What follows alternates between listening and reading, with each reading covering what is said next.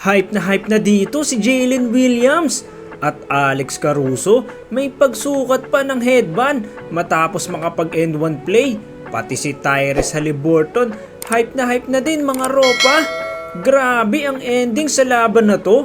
Umambak na naman ang Indiana Pacers. Game 1 na ng NBA Finals. Tapat ang Oklahoma City Thunder laban sa Indiana Pacers.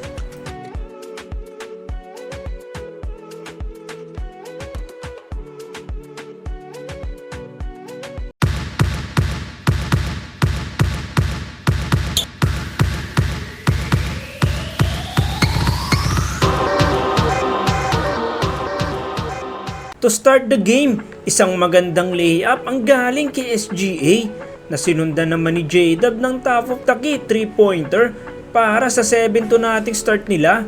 Sa kabila naman, nakabawi ang Pacers matapos kumana ng 2 straight basket si Pascal Siakam kontra sa mas maliit sa kanya na si Cason Wallace.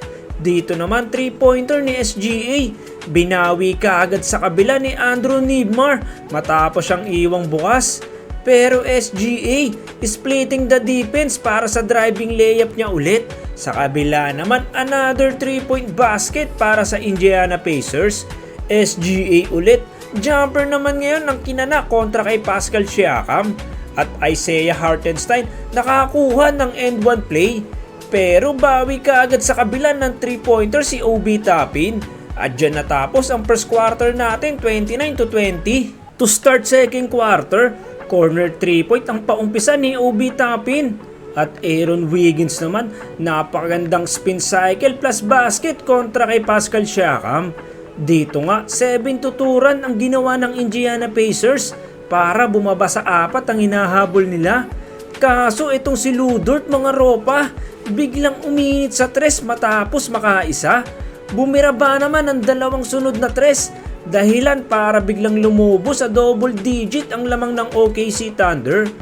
Pero bawi naman sa kabila etong si TJ McConnell galing sa pasa ni Tyrese Haliburton. Kaso hindi din sila nakakuha ng stop sa home team, kaya tuluyang hindi na ibaba ng visiting team sa single digit ang lamang ng home team. Bago matapos ang second quarter, 12 ang kailangan habulin ng visiting team. 57-45 end of second quarter. To start third quarter, isang smooth at magandang fadeaway jumper sa baseline ang ginawa ni SGA. Sa kabila naman, Aaron Nesmith 3-point basket galing sa pasa ni Pascal Siakam. At Cason Wallace to J-Dub for alley-oop play. Almost turnover na sana ni Nembhard. Kaso nakita pa niya sa corner si Obi Toppin bago maputukan na shot clock. Dito nga, miscommunication sa depensa ng Pacers at mintes ni Alex Caruso na putback ni Isaiah Hartenstein. Kaso pinostre siya ni Thomas Bryant sa kabila. Mintes ni SGA, tinapik ni Caruso papunta kay Isaiah Joe para sa 3-point basket. Pero binawi kaagad dyan sa kabila ni Thomas Bryant. Etong third quarter natin is same scenario sa second quarter. Hindi nakakakuha ng stop ang Pacers after makagawa sila ng basket. Kaya double digit pa din ang lamang ng OKC. 85-76 end of third quarter. Fourth and last quarter, driving layup para kay Benedict Mathurin kontra kay Alex Caruso. Sa kabila naman, bumawi din ng layup si J-Dub na nasundan ng turnover ng Indiana Pacers sa inbound nila, resulting sa easy slam dunk ni J-Dub. At Alex Caruso naman nakagawa ng end one play laban kay Obi Toppin. Kaso binawi din niya ni Obi Toppin ng 3 galing sa kick out sa kanya ni Andrew Nembhard. Another 3-point ng Pacers galing naman kay Miles Turner. At dito uminit na ang outside shooting ng Indiana Pacers mga ropa. Kumana ulit ng tag-isang 3 etong si Obi Toppin at Miles Turner. Tyrese Haliburton naman, driving layup kontra kay SGA. Binawi din naman agad yan ng driving layup ni SGA sa kabila.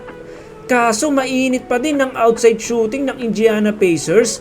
This time si Aaron Nesmith naman ang kumana at Andrew Nembhard. Baba na lang sa 3 ang inahabol ng Pacers. Pero eto na si SGA, papatay momentum sa Pacers. Pero hindi sapat at naibaba ng visiting team sa 1 puntos ang lamang ng home team. Under 16 seconds remaining sa game, crucial miss jump shot ni SGA. Naging resulta ng dagger jumper ni Tyrese Haliburton to seal the win para sa Indiana Pacers. Pero may 0.3 seconds remaining pa sa game para sa isang alley-oop play sana ng OKC Thunder. Kaso hindi na nga nila na-execute to. Kaya sa huli, panalo ang Indiana Pacers 111-110.